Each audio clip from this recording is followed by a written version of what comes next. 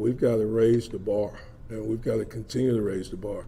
I don't think any of those young men, when they signed to come to Tennessee, they signed to say they wanted to come and be a part of a 7-6 program. All right, they said they wanted to come and compete for championships, SEC championships, national championships. I know that's what I want. I know that's what Tennessee wants. I know that's what the expectation is. So we've got to continue to reassess everything that we're doing and make sure that we're continuing to move the needle in the right direction. Doesn't have to be perfect, ain't gonna be perfect. We go compete for 60 freaking minutes. All right, enjoy the opportunity, enjoy the environment, and then go play our butts off, play for one another, and have a hell of a lot of fun. Everybody got me? Yes, all right. Just making sure that the little things are taken care of, like getting our cleats in the dirt and just playing. What we have to do is make sure that we got our cleats in the ground before the ball is snapped. I think that's the key to the game, and make sure that just get our cleats in the ground, execute calls, the urgency of communicating and getting lined up. Yeah, you got to get your cleats in the ground and you got to go play. Oh my God, we should leave it at that. Okay. We should close with that. That is the mind blower of mind blowers. Good. I don't believe there are good people that pull for Georgia. I think they're all terrible, ugly, disgusting human beings. I think it's just that no, there are no good Georgia fans, Eric. There are none.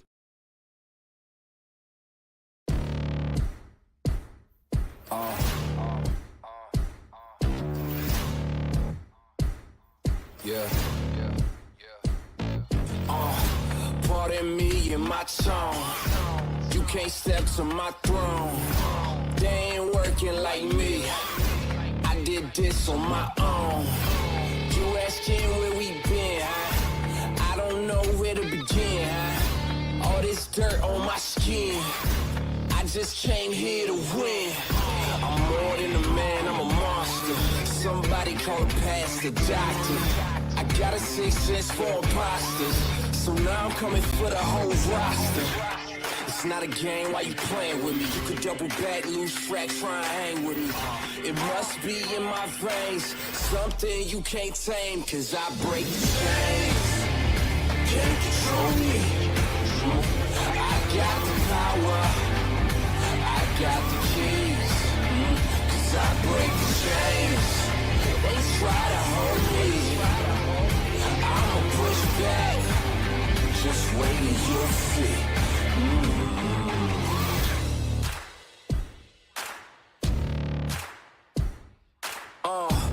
Please excuse me, your honor, but you can't hold me no longer. Can't you feel the vibrations? I broke out and left traces.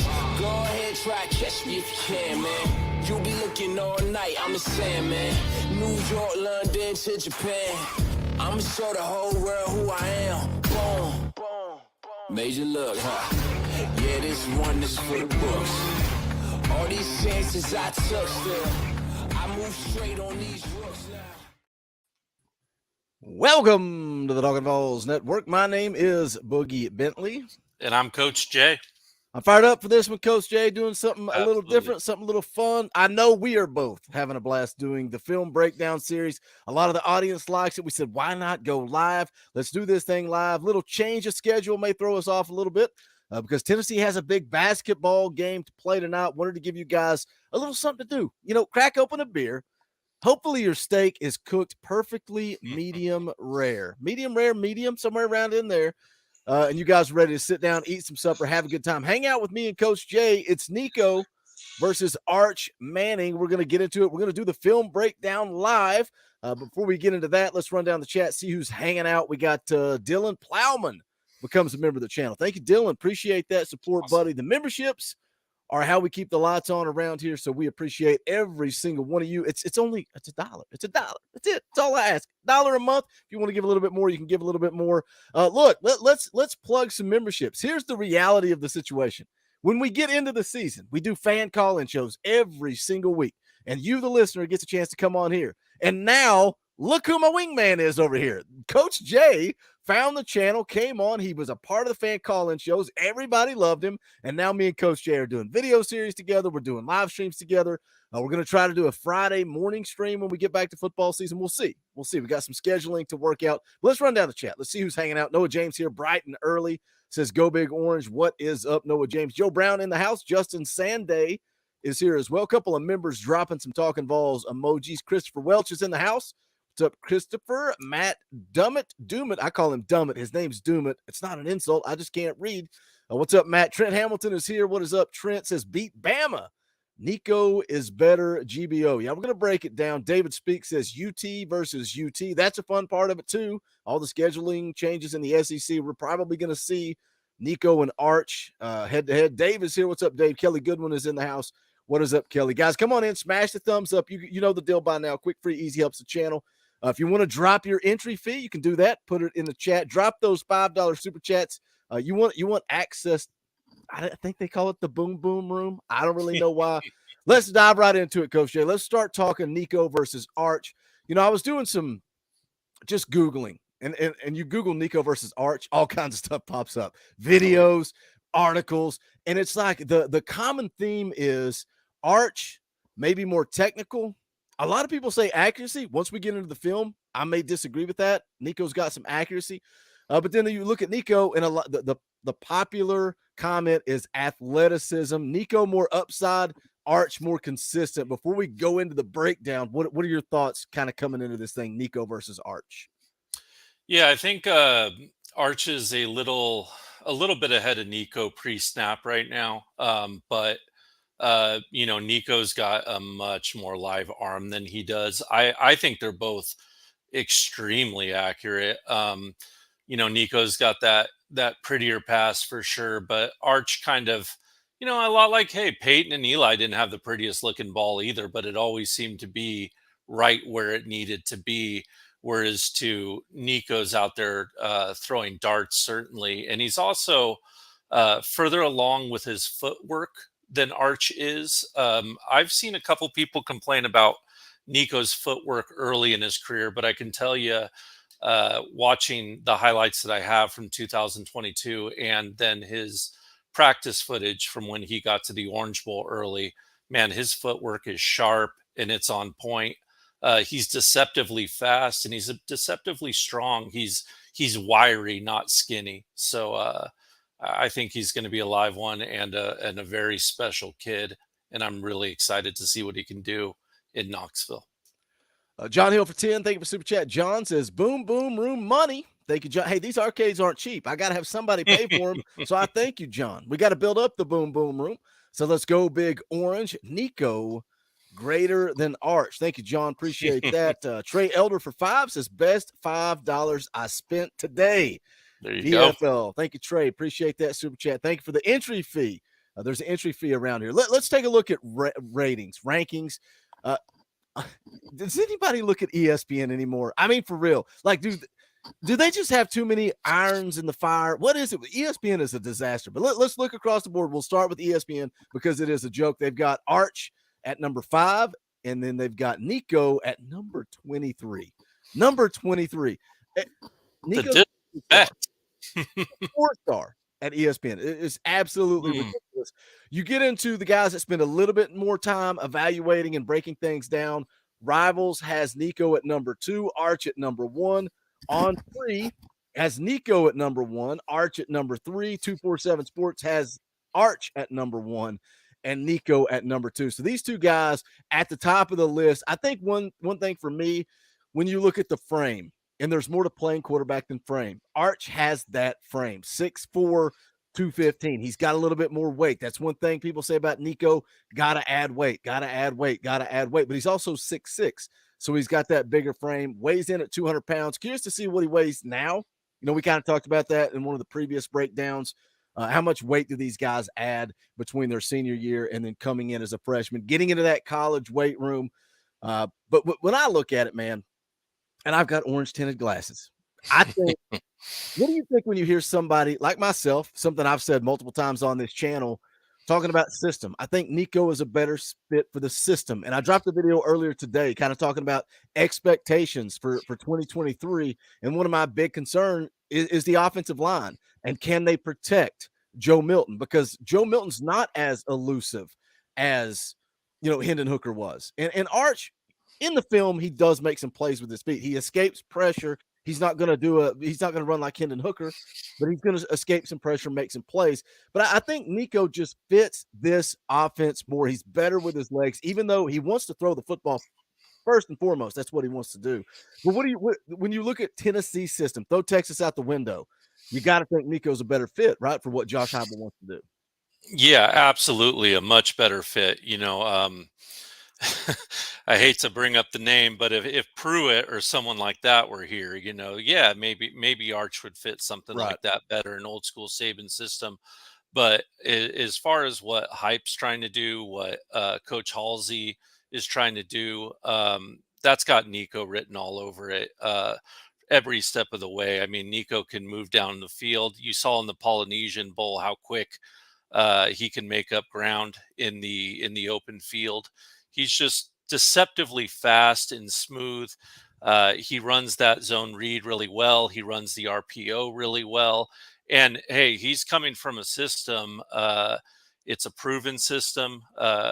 Coach P, the Danny Hernandez offense down there, it's the same thing. It's cut from the same cloth, Boogie. He's going to have a lot of experience with it, and I think he should be able to hit the ground running, no problem. Now, would you have thought about offering Arch? I don't know. I think Hype and them saw something special in Nico and saw what you're talking about. I think they saw that, hey, this kid is the perfect fit. We don't even need to pursue Arch. We can go right for who we want, and we can go get him. Mm-hmm. Yeah. And it's kind of like, I think you said this I don't know if you, it all, when we talk so much, I don't know if you told me off air, on air, in a video, I don't know when you said this, but it's kind of like they put all their eggs into the Nico basket, right? And there's something to be said for that. We're not recruiting Arch and Nico. We're looking at the two, and we're riding with Nico, and that's where they went. And I think that paid off for them. There was a good question here. Let me scroll back up. Where was it? This right here. 0 with 60 frames per second. Doesn't Arch also play in one of the worst divisions in his state? I can't speak on that, but what do you have to say about the 7-on-7 world? And that's where I feel like Nico really elevated his stock, because he was out there competing with the best of the best. And not to take away from what he did in California, Arch doesn't do that stuff. Arch doesn't play the 7-on-7. He wasn't involved in that. He plays his high school football, and that's it. He camped with I forget. I saw footage of him camping with somebody just today watching it. But what do you think about the competition level, but more specifically the 7-on-7 game and how college football has changed? That 7-on-7 has changed college football recruiting. Hey, it's 7-on-7's great for somebody like me. It gives me content, something to cover. But what do you think about that? Yeah. So listen, out here in California, these kids are running 7-on-7 pretty much right out of flag football in California, Boogie. They get started on it very quickly. And if you go see a, first year in pads Pop Warner team out here in California, they're going to be throwing the football around like you wouldn't believe compared to when we were young. And now, is Arch way behind because of that? I would think that being from the family that Arch is from, that makes up a lot of ground for him in that territory. I'm sure he's had plenty of 7-on-7 work growing up. As far as the divisions go, I can tell you that Nico plays in a very good division out here. It's not the best division. It's not Division 1, but it's Division 2. There's some real players in there. There's D1 college football players in there that he's seen week in and week out. Whereas I think Arch more sees him in spots. I know his star wide receiver, I believe, is going to LSU, Mr. Johnson. So will they see him from time to time? Yeah. Is Louisiana a good high school football state? Yeah. Is the division not very good for that state? Yes, it's not very good for that state. And Nico has seen better competition, and laying off of the 7-on-7 work at this age, it can be detrimental. Hey, look, it's a pass first league most of the time now, and that certainly can stunt your growth if you let it. But we'll see. I'm sure he's working with his uncle's early and often. Sure. I think 7-on-7 also helps with recruiting. Sure. Like we saw Nico when he came in for the visits and he played, I think he played in Knoxville. I think it was in Knoxville. And he had guys that Jack Luttrell was on his team. He had different guys that Tennessee was still recruiting at the time. When you got an $8 million deal, you're locked in. You're a Vol. That's why people kept saying, Boogie, Nico's going to flip. No, he's not. $8 million tells me he's not going to flip. And that's maybe the exception to the rule because the laws in California allowed that deal to be done. But I think it definitely helps in recruiting. Big Papa becomes a member of the channel. Thank you, Big Papa. We appreciate that. Let's keep those memberships coming in. If you don't have a Power T beside your name, they say you're a Gator fan. I don't say it. They say it. That's what I've heard. That's what I've been told. We got a $5 super chat from David Speaks. Thank you, David. I would bet my bottom dollar that we play Texas in the 2024 season next year to get the Nico versus Arch showdown. Poor Uncle Peyton. I think Peyton's going to be pulling for Tennessee. I think Peyton's going to roll with Tennessee and hope that Arch looks good. That's just my opinion. Maybe I'm wrong. I would root for my own son to fail if he was playing against Tennessee, but that's just me. Look, guys, we're going to dive right into it. It's the film breakdown, breaking down the film with Coach Jay. We're going to start with Arch, and then we're going to move into Nico. We'll kind of take your questions. You guys want to drop a super chat? You got something you want to interject and say? You want to drop an entry fee? Feel free, put it in the chat. You guys know the deal. Smash the thumbs up. As always, we're going to do this just like it's a regular video with me and Coach Jay. I got the timestamps here for Arch Manning. So we're going to start right here. Do you guys like it better like that or like this? I think that looks better because you can see the entire field and the entire breakdown. So I will do my best to keep up with the chat. It's kind of hard because I've got to have the YouTube screen pulled up as well. So just bear with me. Coach Jay, here we go. Kicking it off. Arch Manning, play one. What do you see? I don't see anything on my screen right now, Boogie. Oh, that is not good. What kind of world are we? Why is? Oh no, it did this the other night. Beautiful Neyland Stadium. Oh no, it did. Remember when it did this the other night when we were trying to share screen on a live stream? What is happening with StreamYard? Let me see. We are here live, ladies and gentlemen. Let me see if this works. Let me see if this adds it. I'm watching on my phone too. Still nothing. Blank screen. Let me stop. Man, what is the deal with StreamYard? Because that's not internet. That's just StreamYard not working. Let me see if I can share. Oh, entire screen's going to be a mess. Let me go back to this. See if it pops up this time. Come on, StreamYard. Do your thing. Do your thing. I can see footage now. Are we on the right play, though? Yep. Yeah, we all right. Be. Why does it do that? Man, what a disaster. It's weird. Hey, it's live television, everyone. It's live television. All right, guys. Christopher Welch says, he says, how do you drop a tip? When you see the comments, you down there, when you go to leave a comment, there's a little $sign. Hit that $sign. You can enter the amount. We got a leaderboard down there. James Moody, a $2,000 super chat. Absolute lunatic. Monday night, Micah Bush, $200 super chat. Tonight, the leader is John Hill with a $10 super chat. We appreciate it. But yeah, just hit that little $sign. We appreciate all the tips, but if not, hang out. Let's have a good time. All right, we're ready to go. Technical difficulties aside, let's do the thing. What do you see, Coach Jay? All right, guys, let's go. Okay, so we got trips here to the wide side of the field. We got a 3-3-5 stack, single high with the safety up top. Right here, we're really looking to pick on that safety, see which way he's moving, and really capitalize on which way he goes if we're throwing the ball. You can go ahead and let it run maybe just a second or two, Boogie, and see how these routes start to progress before we pause it. As we see right here, there's a little bit of outside pressure already. The Z receiver, that would be the X receiver on the wide side of the field to the left, is going to go ahead and sit down here on a just little sit down comeback route.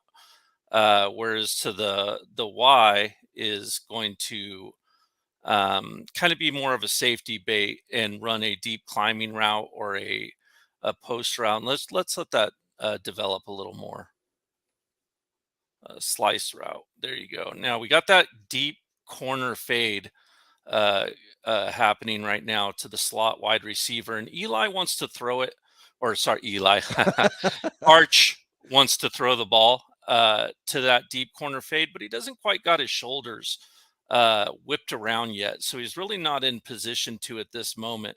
The receiver in the middle of the field is yelling, "Hey, I'm open," but Arch doesn't really have the ability to hit him in this position either. So go ahead and run it maybe a second or two more and see what we're going to get again. Well, right when he pauses, switch. So he turns his shoulders here. He can try to throw that corner fade into the corner of the end zone right now, but Arch instead sees that Z receiver running kind of like a 30-yard and in across the back of the end zone right now, and is going to throw an absolute dime to the back of the end zone where only that receiver can catch it. Let's go and take a look at that real quick. It's just a beautiful throw. Very little wasted movement from Arch Manning. That's one of the things I want to point out to everyone when we're watching this. Just very economical movement by Arch Manning. Very good eyes, very good command. When that corner fade pulls that safety to the end zone, to the corner of the end zone, Arch sees that, and it obviously opens up that deep in route, and he just recognizes it right away and hits it no problem. So he wanted the fade right away. The fade wasn't there. He was able to improvise and get what he wanted and let where the safety play dictate where he throws the ball. And let me hit the super chat real quick. Seth, the 4 for 5. Thank you, Seth. Says boom, boom room entry fee. I appreciate the entry fees. The tip jar is always open. So thank you guys for that. If we have success here, you guys are generous. You guys support what we're doing. Maybe we do, we do a watch party once per month where you guys get to come on and hang out, whether it's baseball, basketball, whatever we watch. We watched the Super Bowl. That was a lot of fun. Maybe if there's enough support and you guys get behind this, maybe we can do a live stream for the film breakdown once per month as well. We'll see. But thank you for the super chat, Seth. We appreciate it. Moving on to play number 2. Now I almost said Eli Manning for Arch Manning. Now I got you. You're going to be doing it all day. Yep. We got the same exact look, Boogie. We got 3-3-5 stack. We got one high safety again. We got trips to the wide side of the field. So we're looking at a very similar play. And let's just go ahead and take it a few seconds and see how it develops here. All right, go ahead and pause. All right, so the X wide receiver is going to sit down again. So very, very similar from that side. That's the very, very wide receiver. For those of you who don't speak receiver position, is just going to kind of sit down. The S receiver, that would be the middle slot receiver, is going to go ahead and run. Go ahead and run it a little bit further. This same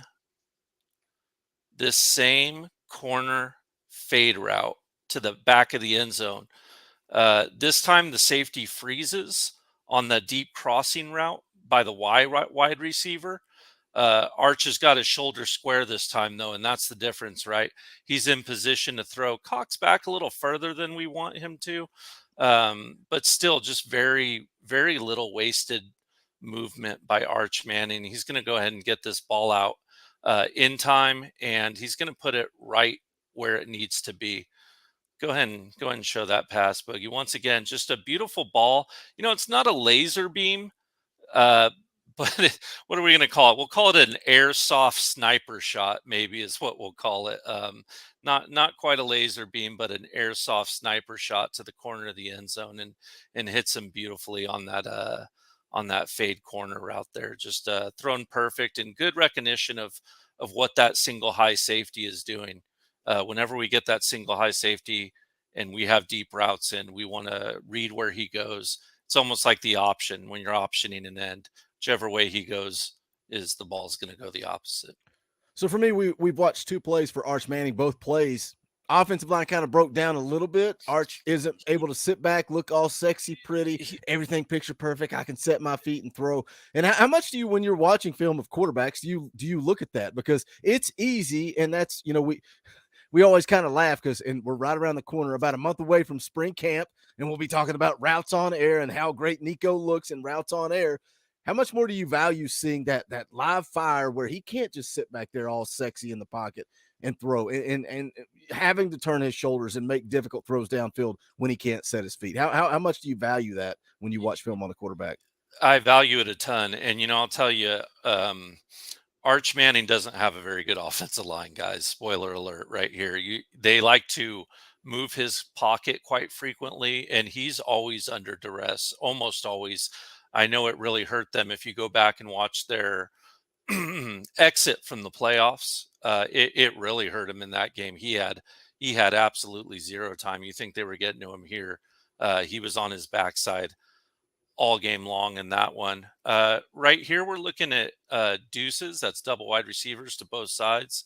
There's a pistol formation too, with the running back, of course, behind the quarterback.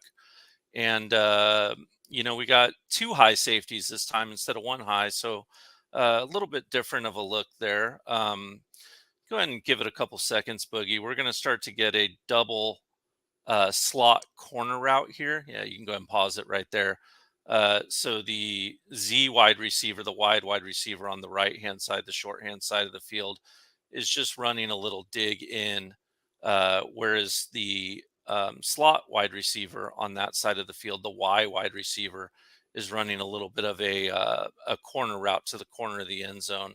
And you're almost getting a mirror on the other side of it. Go ahead and let it play a little bit more. And what you're going to see here is Arch is staring down the other side of the field, the X wide receiver or the S, and he either wants to hit the corner to the wide right side of the field or the slot to the wide side of the field, or sorry, the wide out to the wide side of the field on a slant. Now, the backer is walling off pretty nicely right there on that wide side of the field, so I don't think the slant's going to be there. And Arch has got his eyes really focused on it. Let's see what he does with those eyes right here. As we see, it's covered, but the Z sits down. Stop it. Yeah. The Z sits down, who sat down all the way on the wide right, short side of the right side of the field, is now on a slant pattern.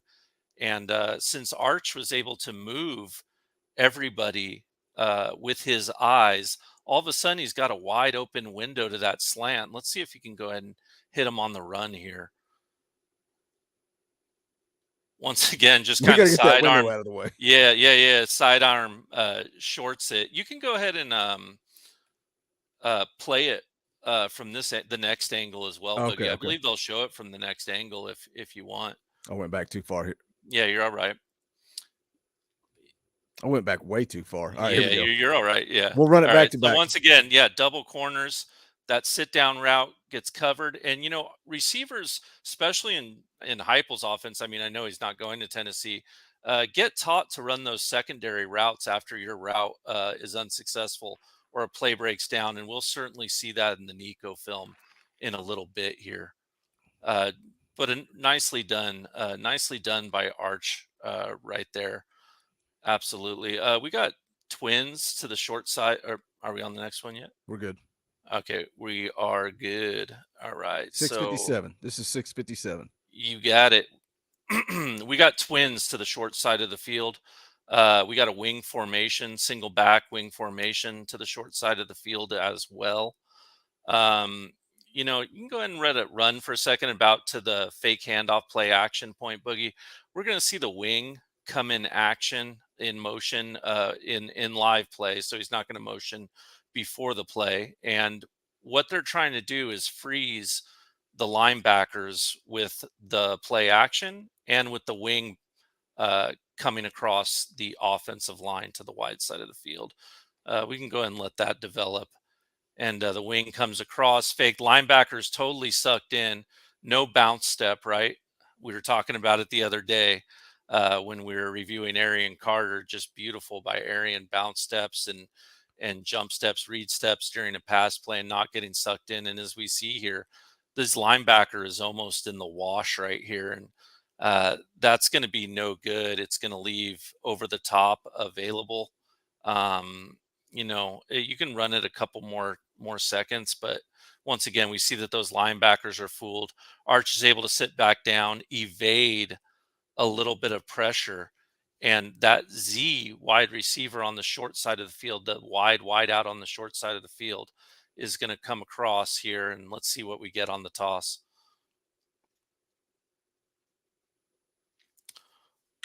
More of a slice than a toss, a deep slice, but same thing with the backer sucked in.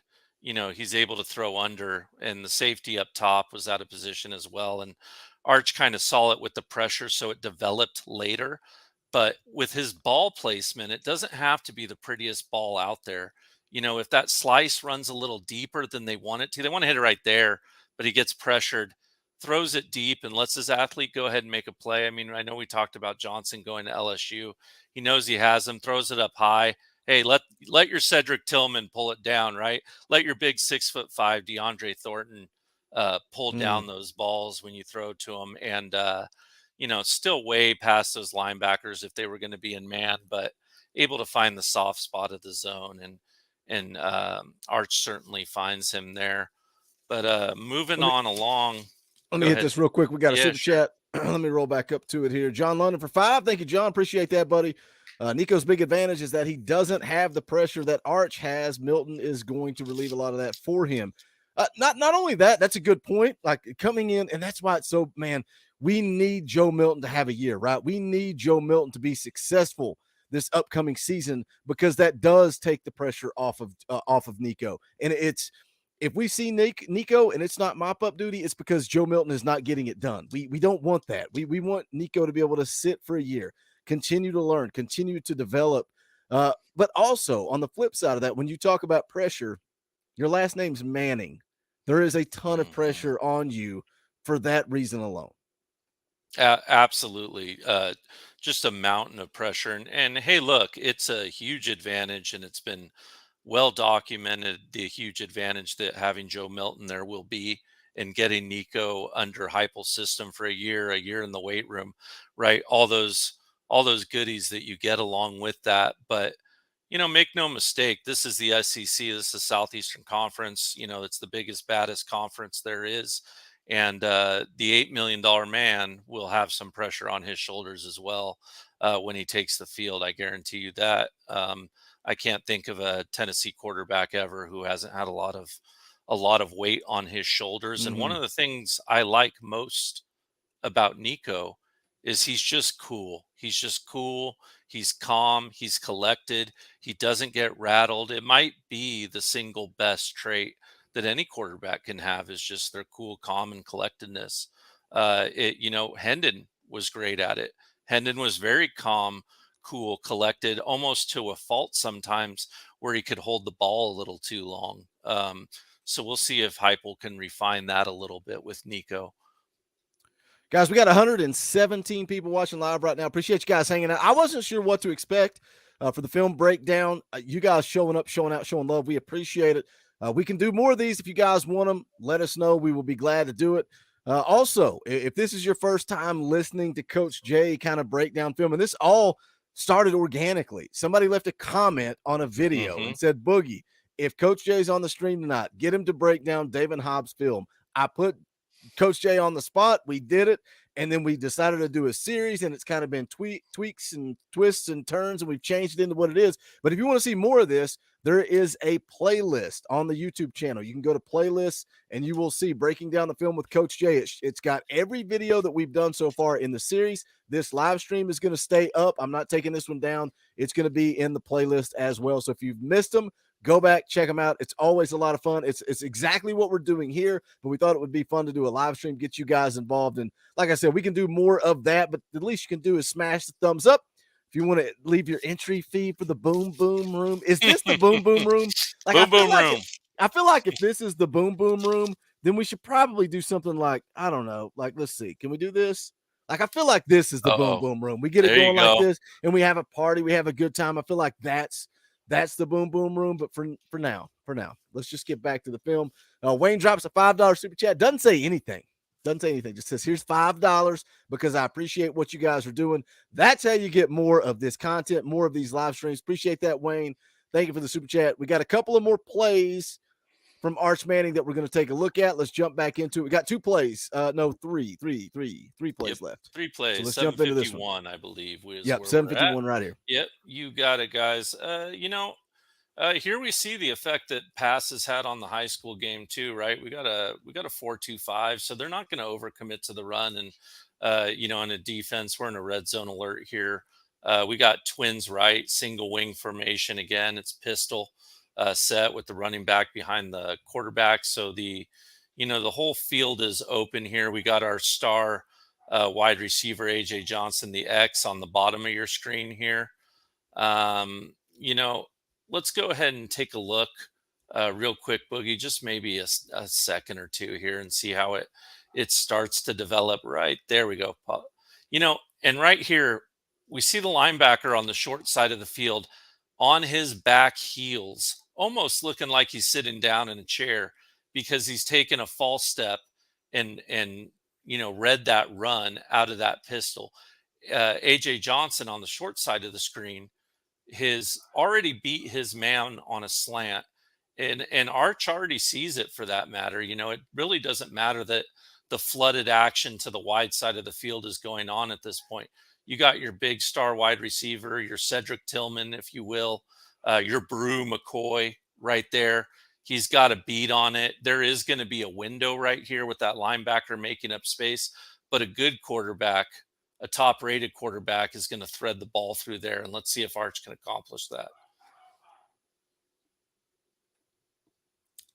Yeah, just beautiful, and smart enough to throw it just a tad behind him, guys, just a tad behind him. So if that linebacker did make up a little bit of ground on that wall off, he wasn't going to get his hand on it.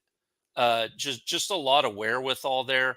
A lot of understanding of what needs to be going on. Linebacker steps up, walls off just a little bit late, and puts it just a little bit behind him because the cornerback was beat a lot worse than the linebacker was beat. This is an interesting comment in the chat as we're breaking down the film on Arch Manning. Getting ready to jump over to Nico Iamaleava coming up here in just a second.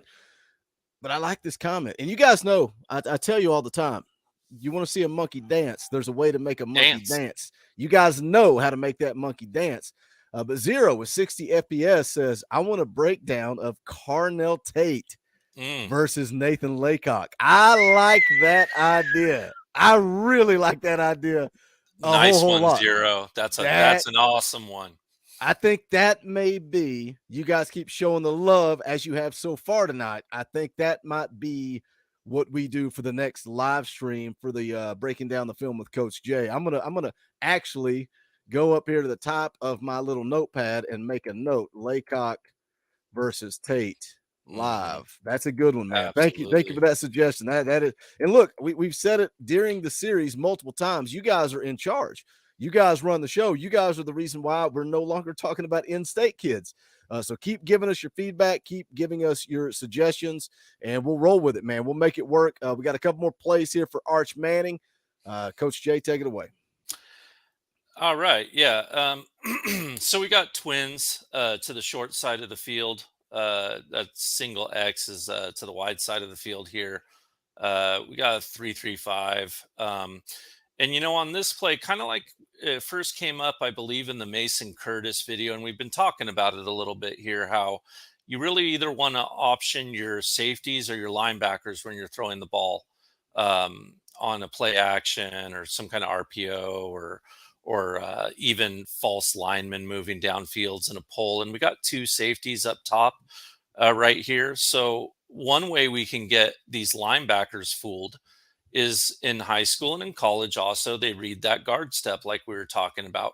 If they pull, they're going to come down to the angle, to the side that guard pulls on. And if we go ahead and let this run play a little bit and develop a little bit, we're going to see both of our guards on this play, weak side and strong side, begin to pull. And if you guys want to take a notice to how it affects these linebackers on this play when that happens, you can go ahead and let that happen. Boogie, go ahead and maybe let them see that play action and see both guards pull around, stop. Linebackers are pulled right here. And, all of a sudden, the X is running a 7 pattern, and you're just a little bit behind here. And if you go a little bit further, I don't know if you can, right where the referee is, Boogie. Mhm. You see the ref. You want to put an arrow on that for him. You'll see that linebacker flowed into a bad position. Yeah, right in there, and he's beat. That X wide receiver on the wide side of the field is running, a deep, uh, either a slice or a seam route. But with that linebacker beat, for someone like Arch Manning, it's going to be all too easy to hit that wide receiver, that inside crossing route with that linebacker beat. I think something that I'm watching, that I'm learning from listening to you, especially you coach linebackers. So I feel like I'm learning the linebacker position more than anything as we break. And it's also because we've broke down a lot of tape on linebackers in this series. But when you watch the linebackers right here, watch right off the snap. So Coach Jay talks a lot about pressure on your knuckles. Are the tackles, are the linemen on their heels? Or are they looking like they're going to drive towards you? Are they looking at play action? What's going through a linebacker's head? But what Coach Jay is talking about, just watch, look, everybody look at the linebackers. Watch their instant reaction when the ball snaps. That's where you get them, right? That's where you get them right here. As soon as they snap, Yep. boom, step. Guards pull. You're Guards done. You're pull. done. Yep. Step. And the weak side backer that flows to the ref and that is behind, he's so confused. He's like, yeah, what you just said, Boogie. Hey, we're back on our knuckles. This looks like a pass play. All of a sudden, the guards pull. Oh, crap. It's a run play. Wait, what's going on? It's a pass play now? He's so confused. He's still trying to figure out, how much time till halftime till I can go have some orange slices and some Gatorade. Meantime, that receiver is past you, and you got a 5-star kid throwing a ball right behind you, and you're looking dumb, and Coach Shay's talking about you on the Talkin VAWLS network.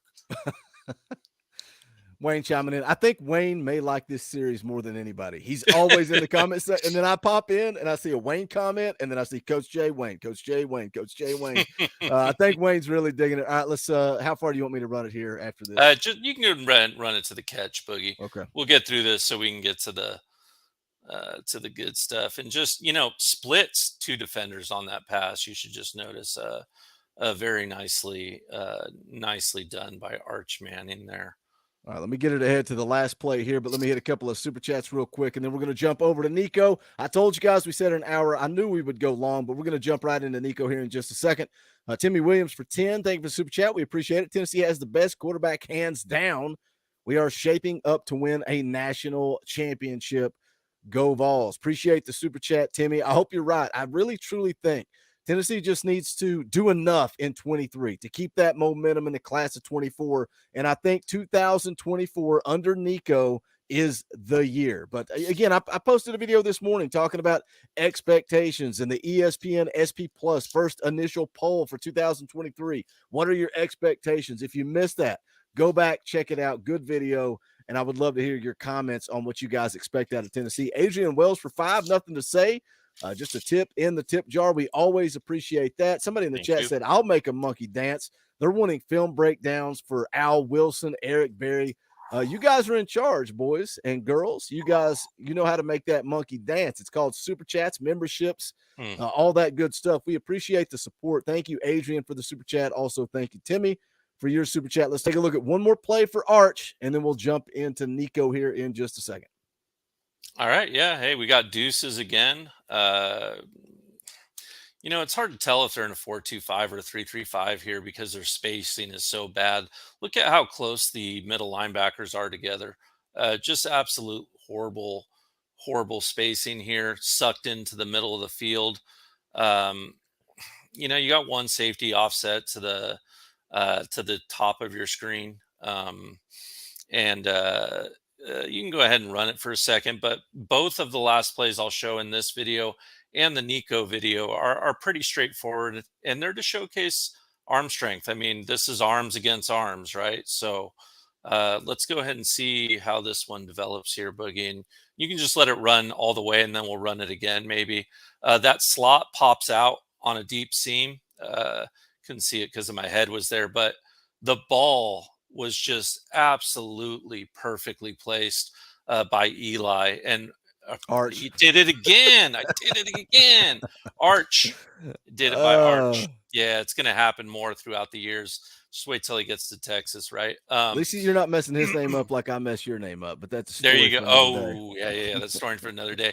Yeah, and you know the whiteout on the bottom of your screen here, the X receiver is going to come on a slant. That's going to bring his man, and you got one-on-one. You got no safety up top. It's time to let our wideout go make a play. Arch steps back. Very little wasted movement. It's one of the nicest things about Arch. He's just got absolute economy of movement, and it's something we talk about, or not so much me on the defense side of the ball, but our coaches talk about just a lot of economy from our quarterbacks. We don't want a lot of wasted movement, a lot of flailing around. It's not going to get the job done. We want good compact throws. All right, so that's going to wrap up the film for Arch Manning. Again, we've already talked about rankings. We've talked about size. People say that maybe Arch has the tools and Nico has more of the athleticism.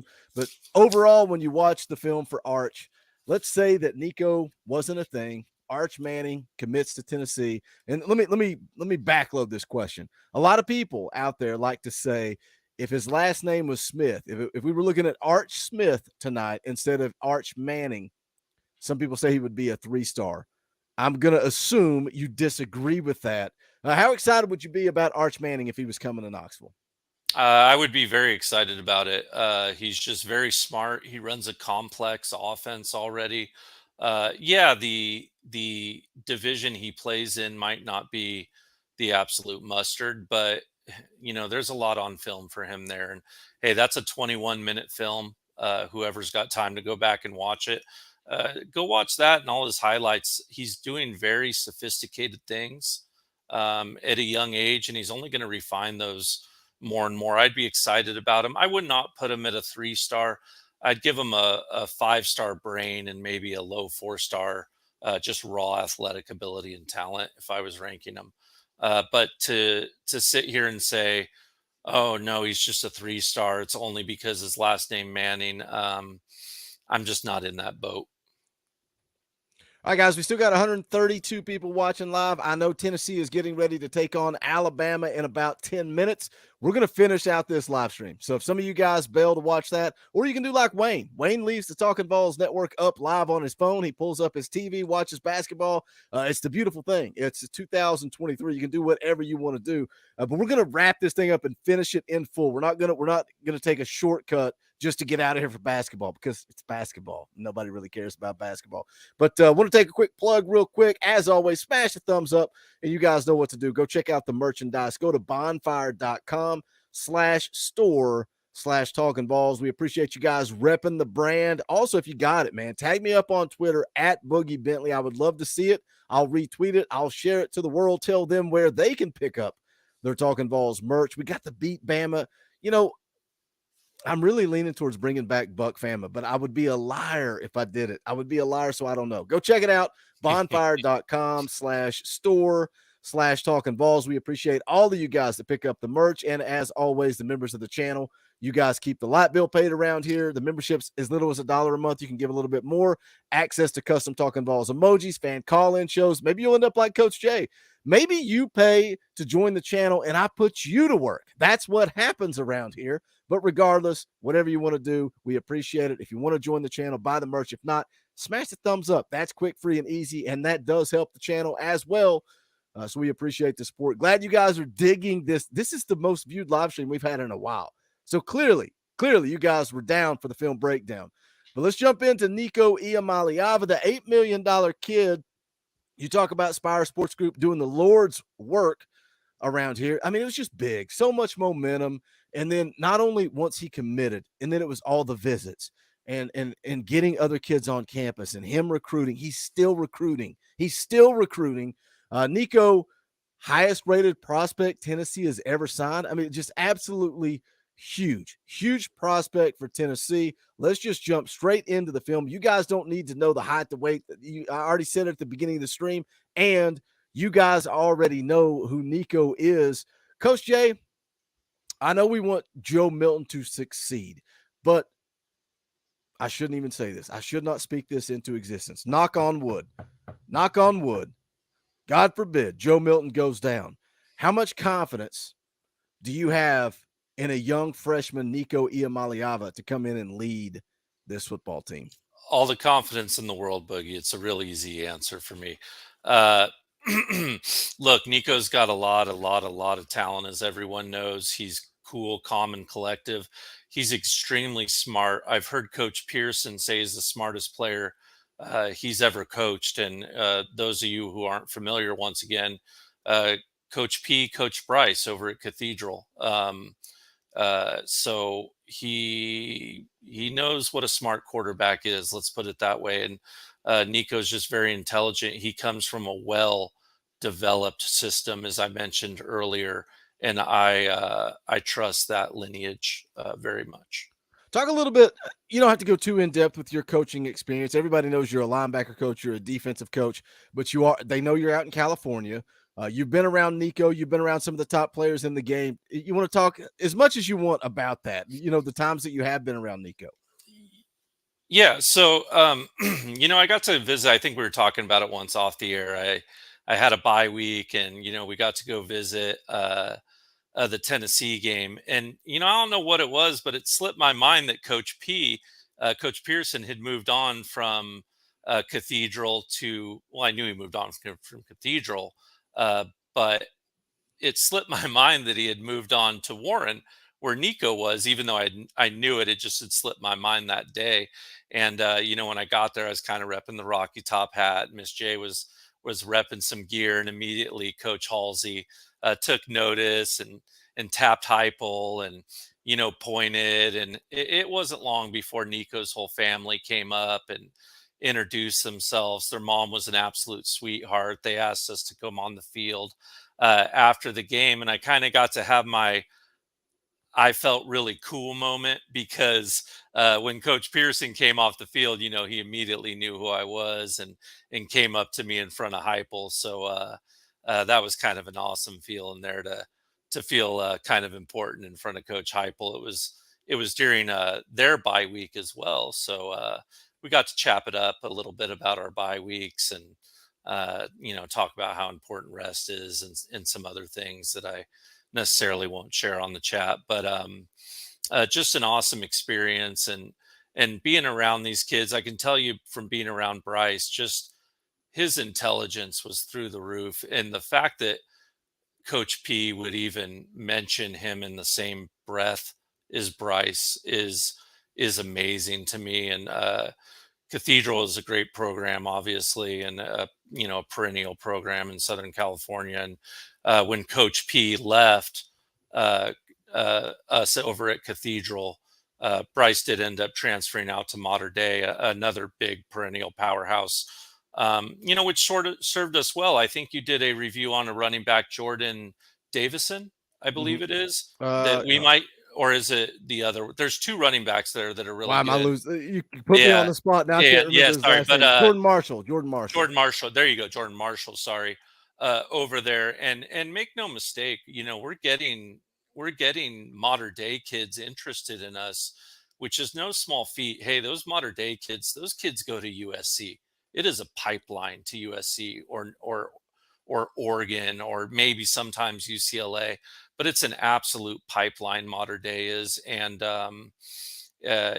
Bryce took off for there, and, Bryce is smart. He's going to go where the best spot for him to succeed is. It's why he just decommitted from USC when Coach Helton no longer had his services needed by the university. And, Bryce made an educated decision to go to Bama, where he'd be properly taught, and it paid off for him quickly. And you see how quickly a quarterback from the system that you're about to see on film right now can succeed. I mean, he hoisted a Heisman Trophy, guys. He beat the national championship team his freshman year, and wasn't able to get it done the second time. But hey, what a feat for Bryce. I don't know if Dublin's down in the chat. I know he might be one of the linebackers I coached. And if he is, I know he still talks to Bryce as well. And we were just extremely proud of him when he won that Heisman. It was a beautiful moment, but bittersweet wearing the jersey he was wearing. Let's put it that way. Somebody in the chat, Wayne, dang it, right when I was about to click it, it moved up. Wayne says, didn't Coach P say that Nico's stature and build makes his ceiling even higher than Bryce? I could be mistaken, but I thought that he made that comment. Do you know, yes or no? Or yeah, he did make that comment. It's the same interview where he was talking about his ceiling, and I won't give away the whole chat, but I have talked to Coach B, quite a bit. We chat, and he's a good guy, and he was aware of how well Nico was doing during the bowl practices.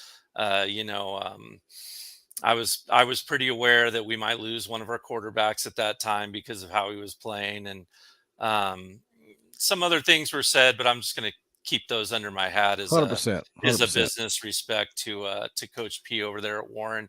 And I'm looking forward to see what Nico's little brother can do under Coach P. I'm super excited about that, and watching these kids develop. You never know how someone's going to develop. When Bryce first came to us on a Pop Warner team, I was around at the time as well. I was coaching Best of the Best and Pop Warner as well, so two different leagues at the time.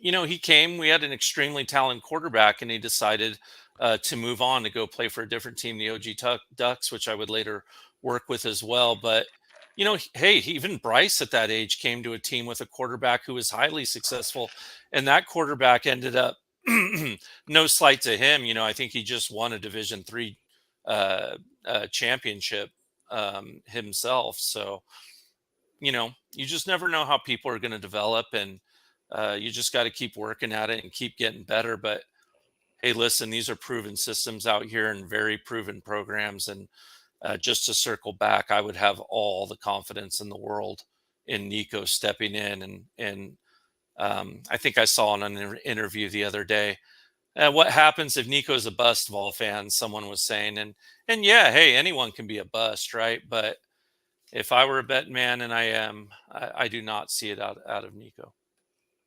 Yeah, I think it's that's battered Vol syndrome because of Harrison Bailey.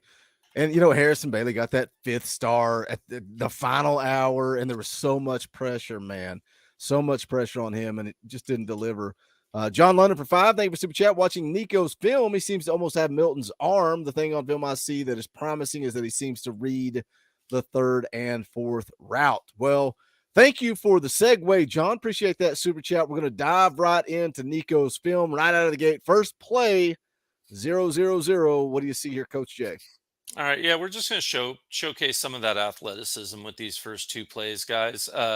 Right here, we got a busted play right out of the bat. We see our offensive linemen are a little downfield on 1st and 10.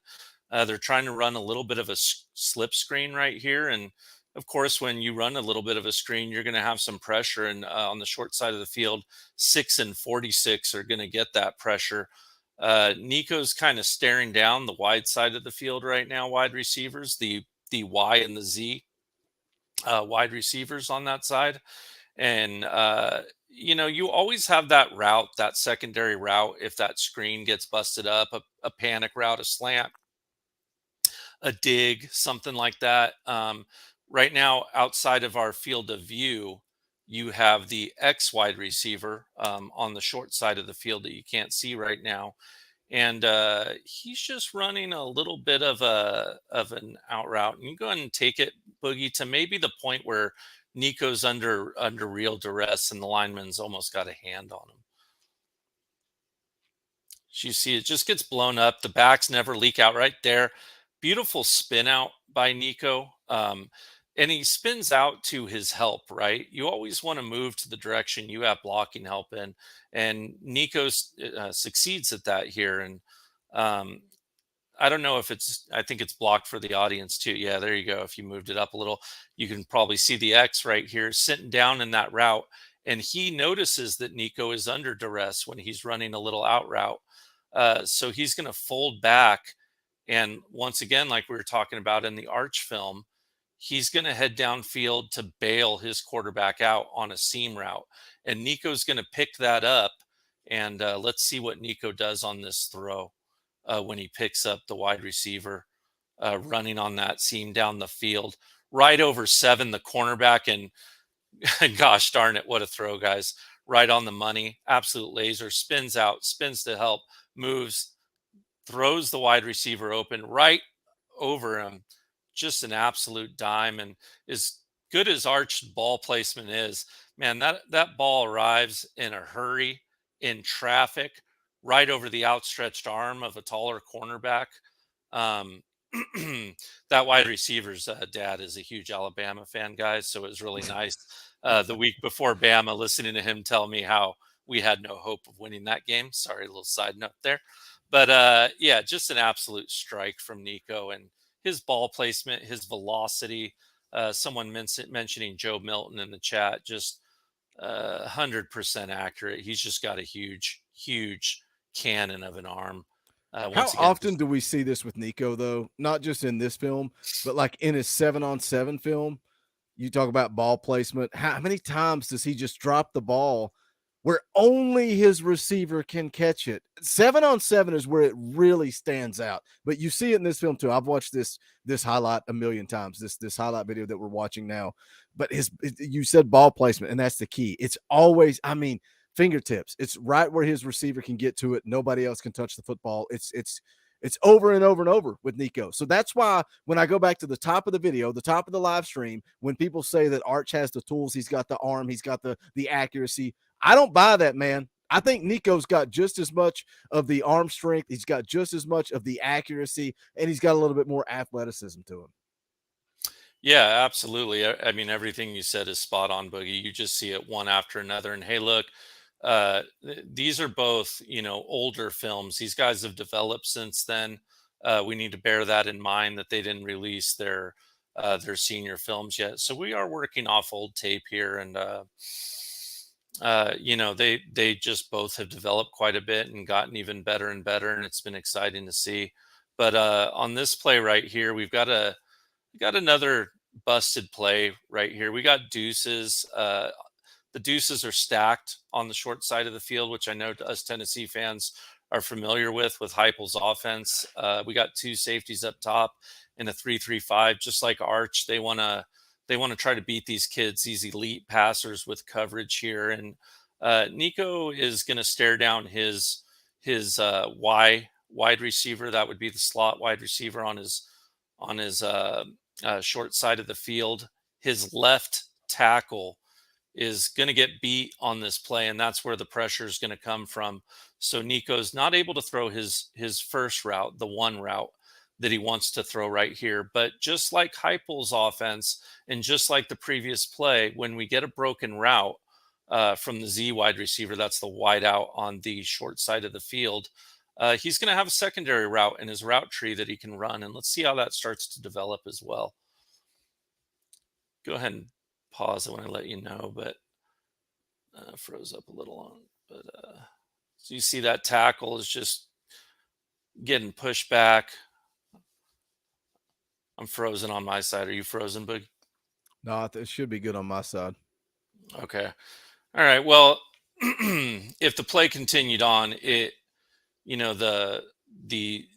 Z wide receiver who ran the out is going to fly back upfield on a similar seam, and we're going to get the same action on the other side, except Nico is going to step up into the pocket this time instead of rolling out for a couple reasons. A, the pressure is coming from outside, so he just kind of needs to whip it right away. And he actually uses his left hand to push off just a little bit off the defender and brings his arm from the down position and just whips it immediately on a fly, just completely whips it out, almost like a catcher throwing someone out from second base.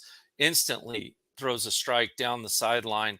Absolute surgical precision right there by Nico.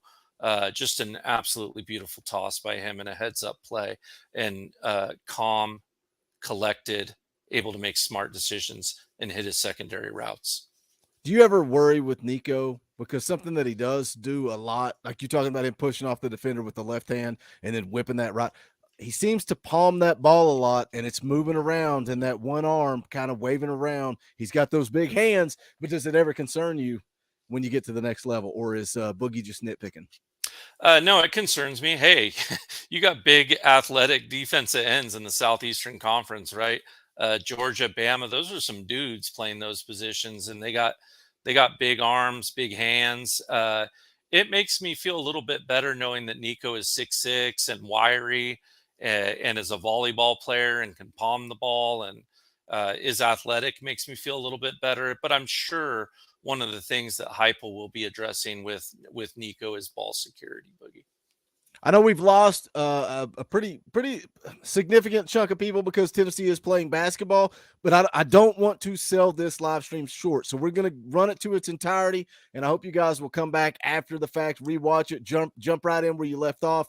But we're gonna go through all of Nico's film. Make sure you smash the thumbs up. Also share this thing out. Like once it's over and done with, go post it on Facebook, social media, Instagram, Twitter. Let somebody know about this video and see if we can get some more people in here watching it.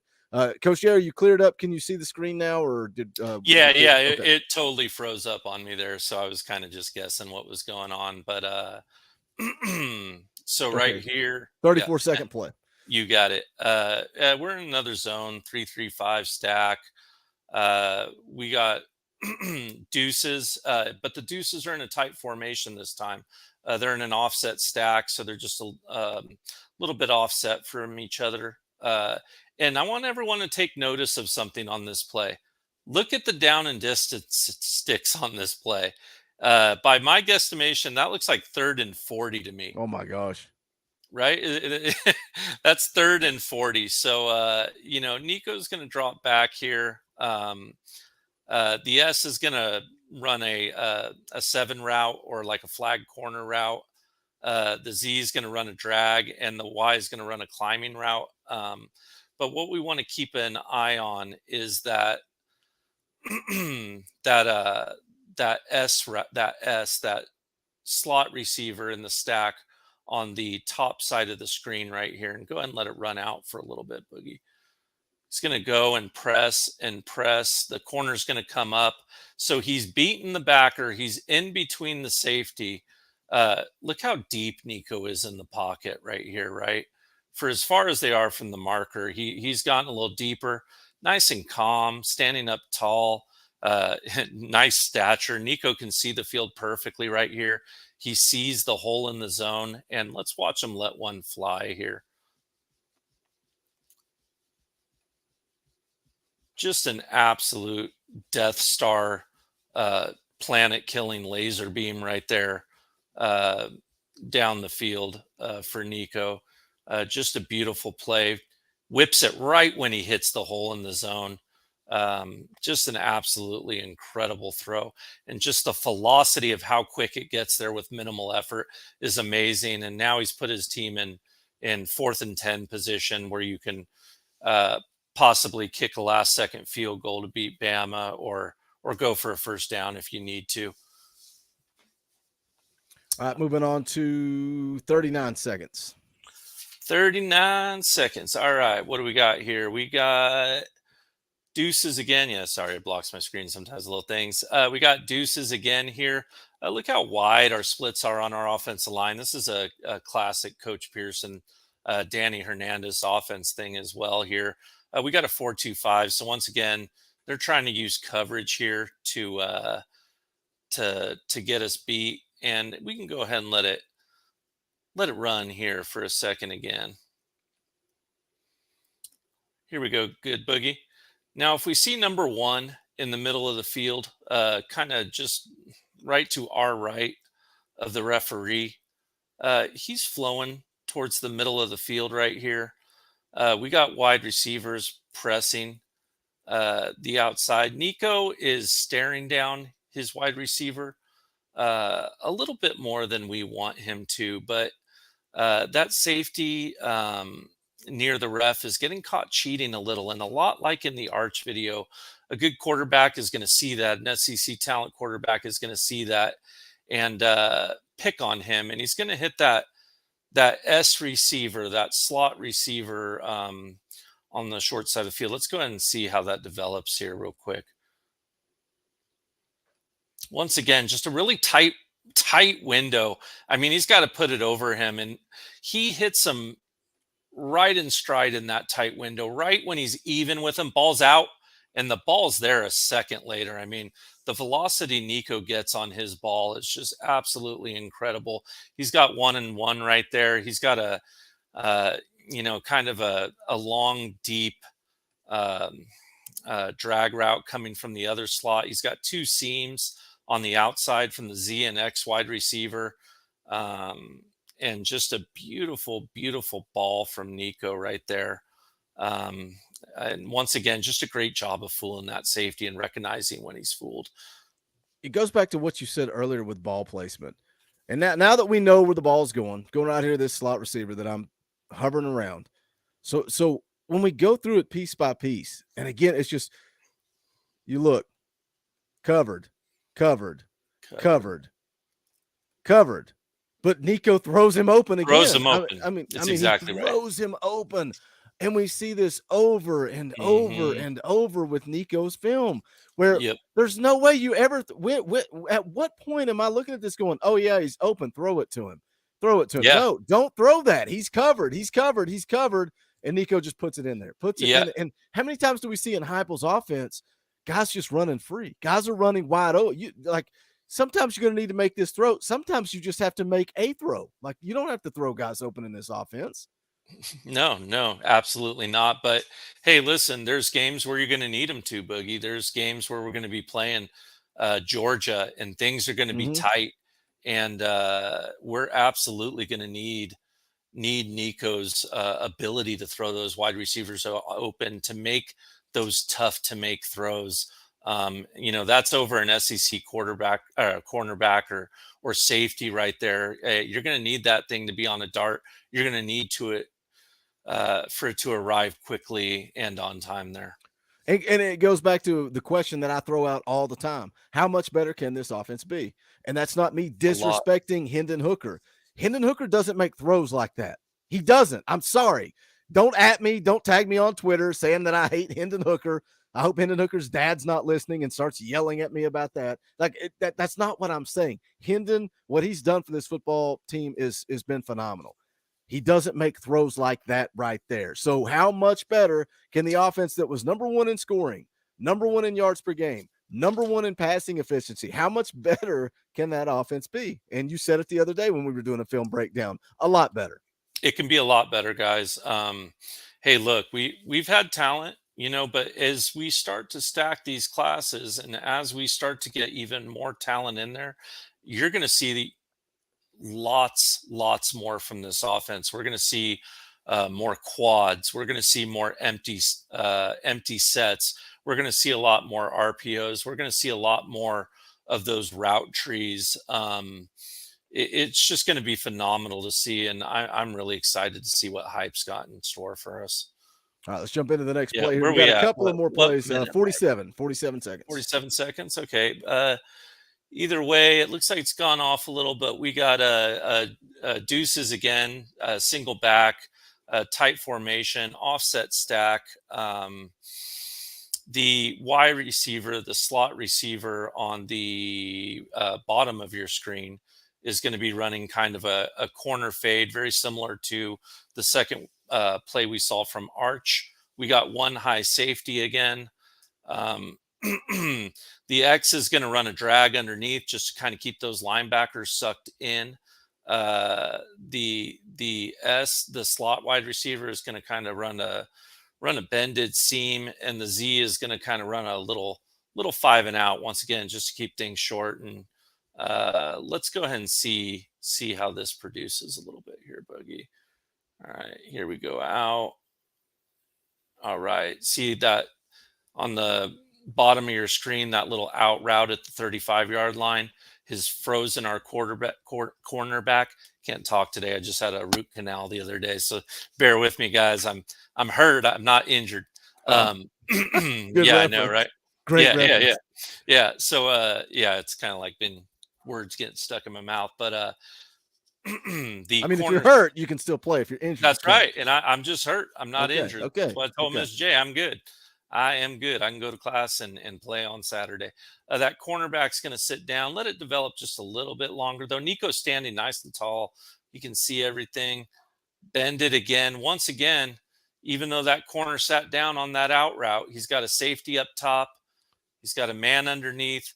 There only is but one place to throw it to that slot wide receiver, and that's in between that window. And that ball's coming in a hurry once again, and just Nico passing out dimes like it's March. It's just a beautiful, beautiful throw from Nico once again, and it's play after play of it. And I'm just geeked up over Nico being here. The kid is an animal, guys.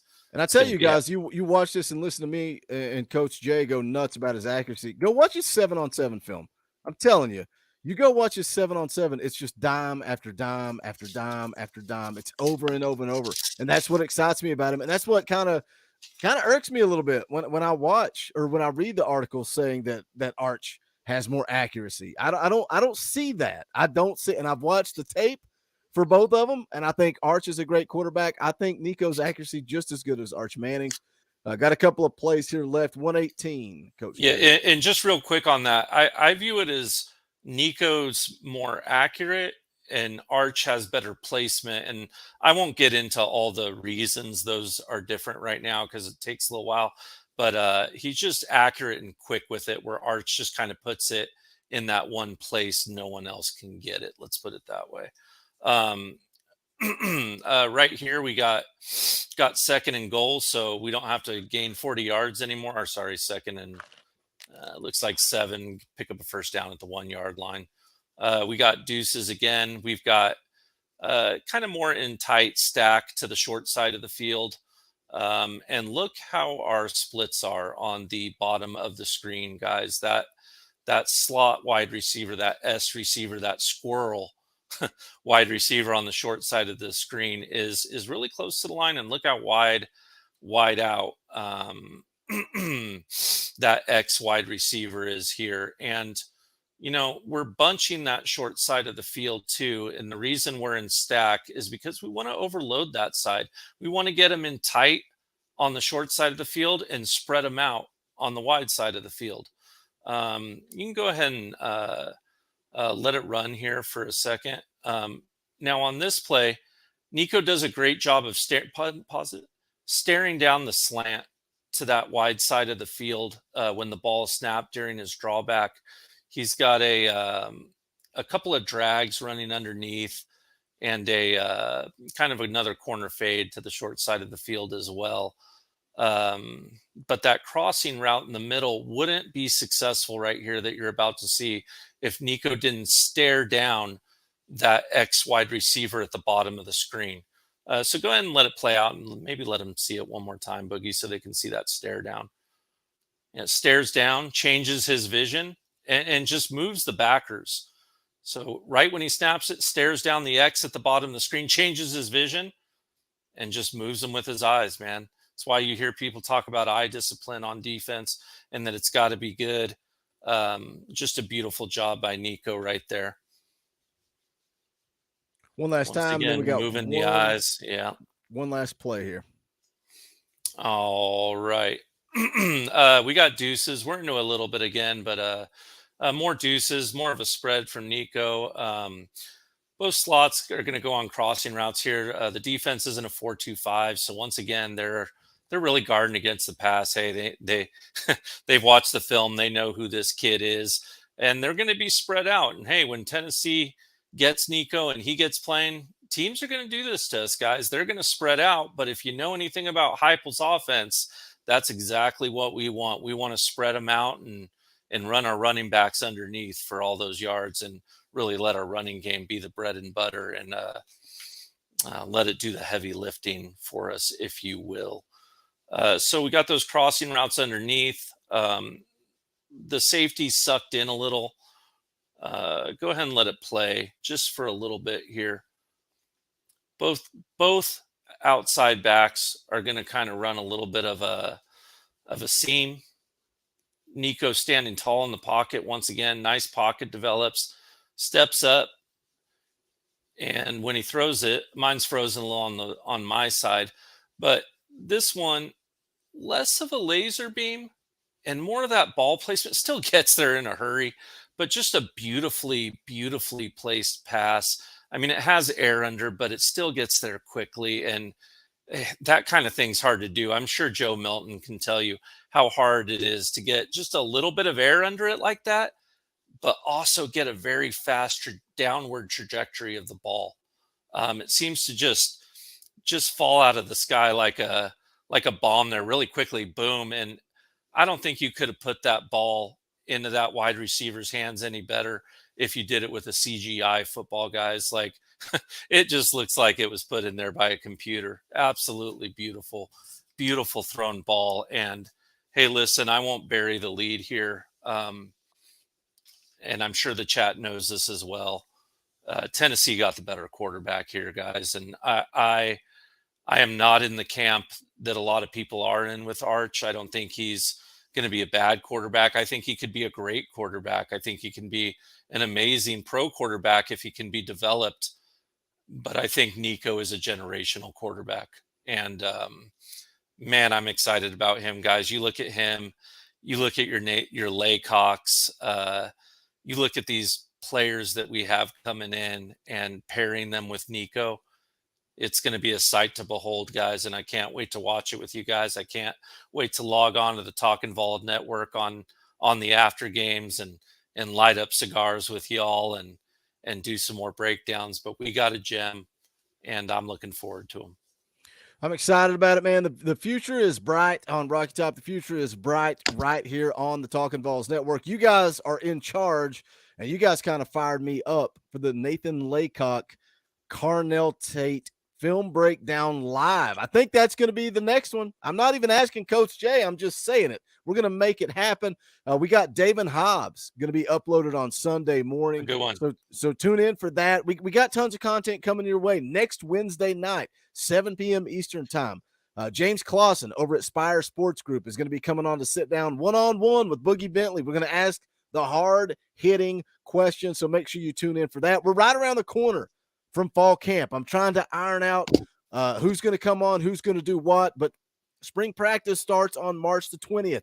So we're going to do 2 live streams. So maybe me and Coach Jay are going to do some scheduling right here live on air. Wednesday the 8th, March the 8th, we're going to break down the offense. Wednesday, March the 15th, we're going to break down the defense, and then spring practice starts on the 20th.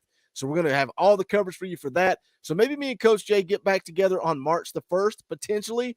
If not, we'll iron it out. We'll get a date scheduled. Maybe we do a Sunday stream. I don't know. We'll figure it out. But I'm liking the idea of Nathan Laycock versus Carnell Tate. Guys, as always, thank you for tuning in. I knew we would lose a lot of people when the basketball game started, but I didn't want to rush through it. I wanted it to be organic and just kind of happen as it happened. I feel like it was a good conversation tonight. What's the score? What's the score? Last I saw, 13-12 Tennessee, I think. Okay. Yeah, Xavier said 13-12 Tennessee. That was at 7:23, so 2 minutes ago. Nugs for 5. I like the regular videos, but live film sessions are where it's at. Yeah, well, maybe we can do one a month. You know, maybe that's the way we can work it out. You know, we'll see how it plays out. But it was way more fun for me, at least speaking for me, to be in this live atmosphere where we're bouncing off of each other and the chat too. But we're going to continue to do them every single week, and we're going to continue to try to work out doing some live streams for you guys. But we appreciate it. Again, tons of content coming your way. Hit the comment section after we go off air. Let us know who you want us to break down next. We've got a few suggestions.